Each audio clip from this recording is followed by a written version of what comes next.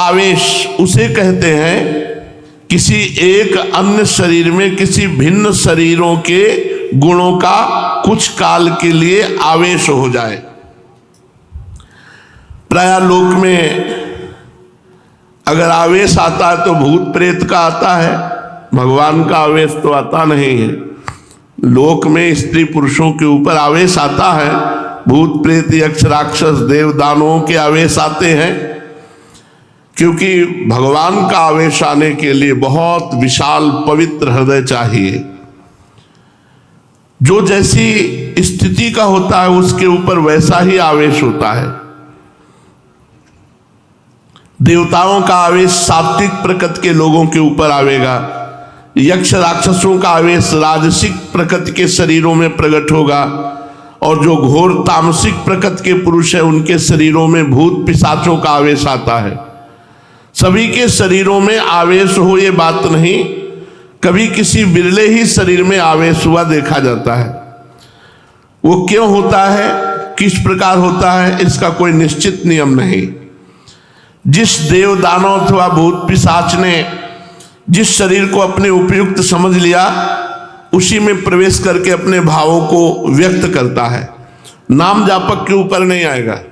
एक बार हम एक आश्रम में खंडेर था जंगल में गंगा के किनारे, तो वहां हमें रोका गया कि यहाँ मत सोना, यहाँ भूत रहते हैं।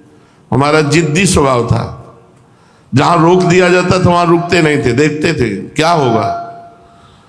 तो एक इतनी छोटी सी टार्च और दुप दुप वाली घड़ी, ये दो चीज जरूर रखते थे। तो टार्च रास्ता देखने के लिए, घड़ी समय देखने के लिए कि कितना हो गया। आराम से जाकर के वहां आसन लगाया और लेट गए खंडेर में। कोई भय नहीं रहता था क्योंकि खूब गंगा जी की कृपा थी। गंगा जी की कृपा से भय नाम की चीज नहीं रह गई थी, क्योंकि कदम कदम पे स्मशान लाशें सब तो सब दिमाग में रम गया था, और गंगा किनारे रहते थे इसलिए कोई भय नहीं रह गया था। उन लोगों ने रोका और वो आश्रम में रुके हुए थे, वहां कोई नहीं टिकता था। वहां जाके आसन लगाया, वहां भूत था।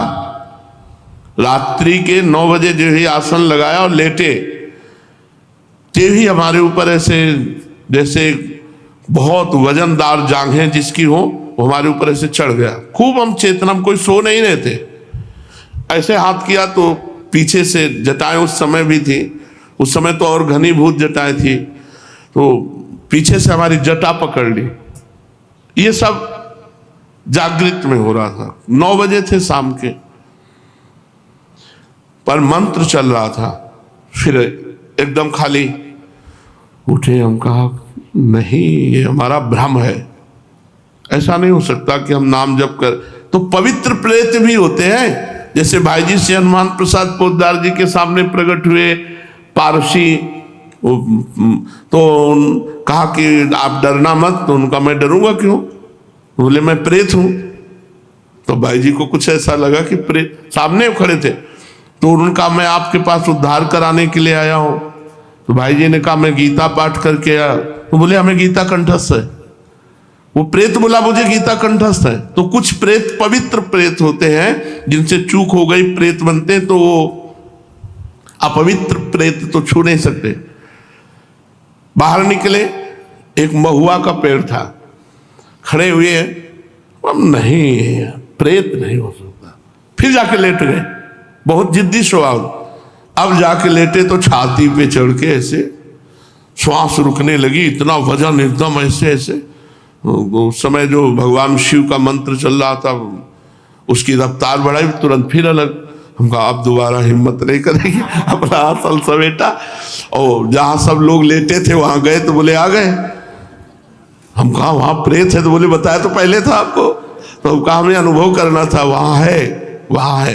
तो ये जो प्रेत आदि हैं ये कुछ बिगाड़ नहीं सकते यदि भगवान नाम चल रहा है, मंत्र चल रहा है। और भगवत आवेश होता है त्रिगुणातीत हृदय में। प्रेत आदि जैसे अंदर प्रवेश कर जाते हैं तो तमोगुणी रजोगुणी हृदय में, भगवत आवेश होता है त्रिगुणातीत अवस्था में।